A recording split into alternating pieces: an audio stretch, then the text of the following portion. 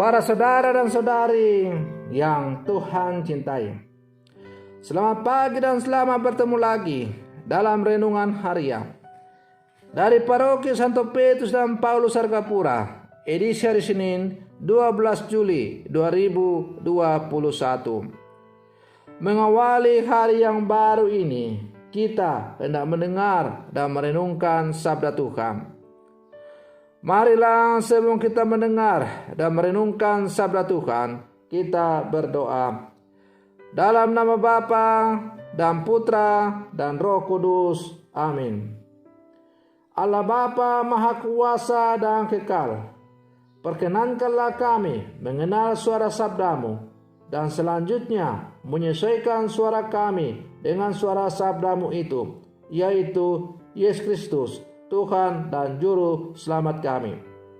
Semoga melalui kesaksian hidup kami setiap hari sebagai murid-muridnya yang hidup zaman sekarang, suara kami semakin menyatu dengan Dia, sehingga warta sukacita, warta kerajaan-Mu semakin mewarnai kehidupan kami dan dunia. Bersabdalah ya Tuhan, kami siap untuk mendengarkan. Terpujilah Engkau Bapa, Putra dan Roh Kudus, kini dan sepanjang segala masa. Amin. Para saudara dan saudari yang Tuhan cintai, sabda Tuhan yang hendak kita dengar dan kita renungkan untuk mengawali hari yang baru ini diambil dari Injil Matius pasal 10 ayat 34 sampai pasal 11 ayat 1. Tuhan bersamamu. Inilah Injil Tuhan kita Yesus Kristus menurut Santo Matius. Pada suatu hari, Yesus bersabda kepada ke-12 muridnya, "Jangan kamu menyangka bahwa aku datang untuk membuat damai di atas bumi. Aku datang bukan untuk membuat damai, melainkan pedang. Sebab aku datang untuk memisahkan orang dari ayahnya, anak perempuan dari ibunya, menantu perempuan dari ibu mertuanya, dan musuh orang ialah orang-orang seisi rumahnya. Barang siapa mengasihi bapa atau ibunya lebih daripadaku, ia tidak layak bagiku. Dan barang siapa mengasihi anaknya laki-laki atau perempuan lebih daripadaku, ia tidak layak bagiku. Barang siapa tidak memikul salibnya dan mengikuti aku, ia tidak layak bagiku. Barang siapa mempertahankan nyawanya, ia akan kehilangan nyawanya. Dan barang siapa kehilangan nyawanya karena aku, ia akan memperolehnya. Barang siapa menyambut kamu, ia menyambut aku. Dan barang siapa menyambut aku, ia menyambut dia yang mengutus aku. Barang siapa menyambut seorang nabi sebagai nabi, ia akan menerima upah nabi. Dan barang siapa menyambut seorang benar sebagai orang benar, ia akan menerima upah orang benar.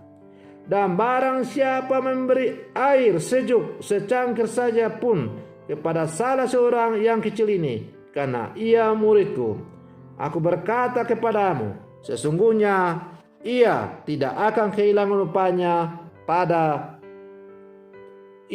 kehilangan upahnya daripadanya. Demikianlah sabda Tuhan. Para saudara dan saudari yang Tuhan cintai, setiap orang berkat sakramen baptis dipanggil dan diutus untuk menjadi murid Yesus. Tetapi setiap orang yang dipanggil dan diutus untuk menjadi murid-murid Yesus, untuk mewartakan Injil, haruslah sadar dan tahu akan konsekuensi dari dipanggil dan menjadi murid Yesus. Para saudara dan saudari yang Tuhan cintai, karena itu dalam bacaan Injil yang baru saja kita dengar bersama, Yesus menyadarkan makna utusan mereka. Bagi orang yang hendak mengikuti Kristus, dituntut kesediaan total untuk menghadapi berbagai tantangan. Perutusan itu penuh dengan risiko yang tidak ringan. Ada tuntutan yang besar dan radikal. Keluarga dan orang-orang dekat harus rela kita tinggalkan. Bahkan bila perlu, nyawa kita sendiri menjadi taruhannya, bila mana memang hal itu harus terjadi. Para saudara dan saudari yang Tuhan cintai, mengikuti Yesus adalah mengikuti jalan salib. Di sepanjang jalan itu ada banyak tikungan tajam, duri-duri dan kerikil-kerikil tajam yang selalu siap menembus kaki kita.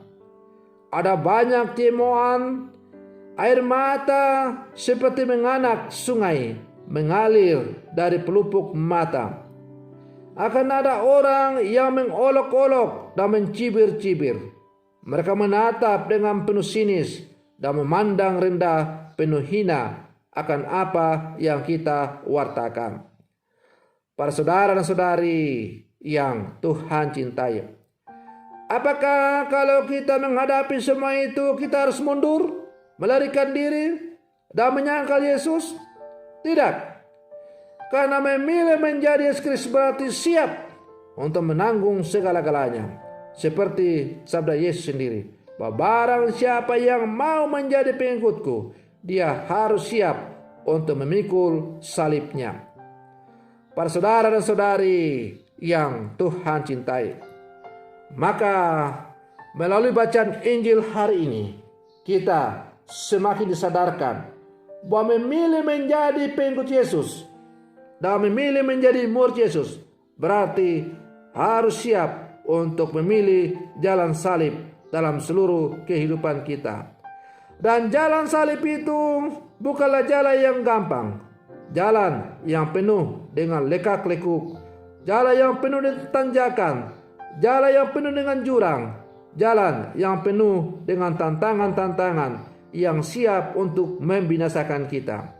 Tetapi saudara-saudari yang Tuhan cintai, sebagai murid Yesus, dan kalau kita telah menjatuhkan pilihan sebagai murid Yesus, jangan takut, jangan bimbang, jangan ragu, tapi melangkahlah dengan mantap. Jadikanlah salib Kristus sebagai penopang untuk kita menjalani kehidupan kita sebagai murid-murid Yesus. Salib Yesus adalah jalan keselamatan untuk menuju kepada kehidupan itu. Salib bagi kita orang-orang percaya bukanlah sebuah tantangan, bukanlah sebuah hinaan, tetapi salib bagi seorang pengikut Yesus adalah sumber untuk menuju keselamatan itu. Habis gelap, terbitlah terang. Setelah habis hujan deras, pasti akan muncul pelangi yang sungguh indah mempesona. Itulah janji bagi setiap orang yang sungguh setia di jalan salib Yesus.